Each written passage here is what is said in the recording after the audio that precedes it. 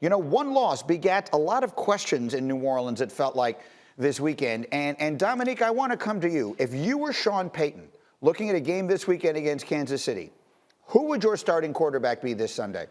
It's Jameis Winston. It's an easy answer to that question. I think that the Saints' defense is how they've been winning since Drew Brees is out, and there isn't a defense in the NFL that can shut down the Kansas City Chiefs. You're going to have to score a lot of points, and I understand Jameis Winston might give the other team a lot of points, but you have the potential with Jameis Winston. We've seen him at his best. You have the potential to score with the Chiefs. I don't think you have that potential with Taysom Hill. You're going to be relying on your defense to shut down an offense that we haven't really seen be shut down yet. We saw them have a really bad game last week where they turned the ball over. They lost the turnover battle 4-1 and still won because the Dolphins couldn't quite score enough points. So they need to go to Winston because he has a higher upside as far as points scored is concerned.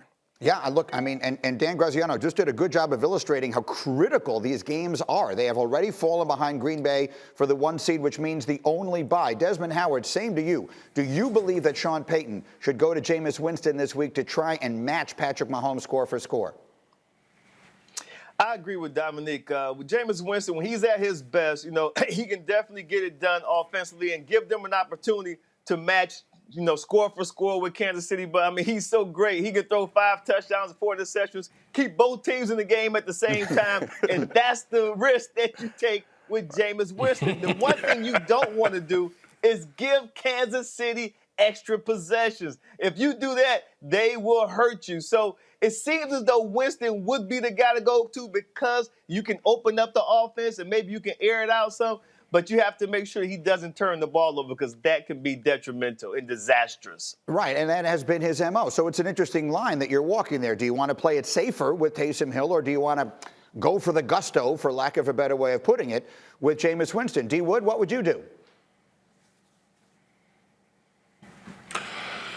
I would go with Jameis Winston because I don't think you can game manage your way into beating the Kansas City Chiefs. That's what I look at. That's what I see when I look at Taysom Hill. I think he's a guy that's limited in the passing game. You can, use all his, tricks in his toolbox to, wildcat and all those type of things. But when you're going against Patrick Mahomes, ultimately you got to score points because you can't expect your defense, as good as it is, to hold the Kansas City Chiefs down. We know that Jameis Winston is this wild roller coaster. One week he'll give you 5 touchdowns, another week he might give you 5 interceptions.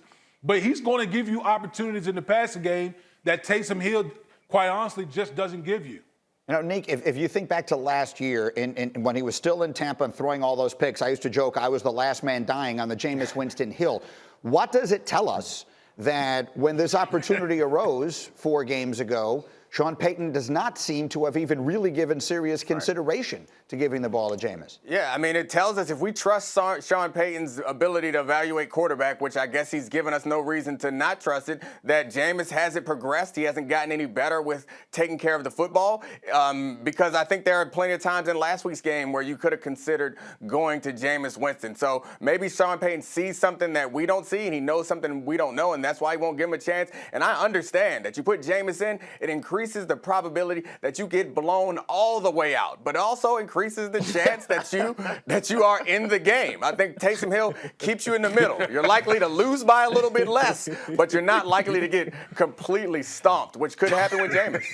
I think you're exactly right. It's a funny way to put it, but I think it's actually right. You don't beat Kansas City 17-13. That's just not on the list of options that are going to happen here. So go for it and try and beat him 37-36. I think it makes a lot of sense. We'll see if he winds up doing it.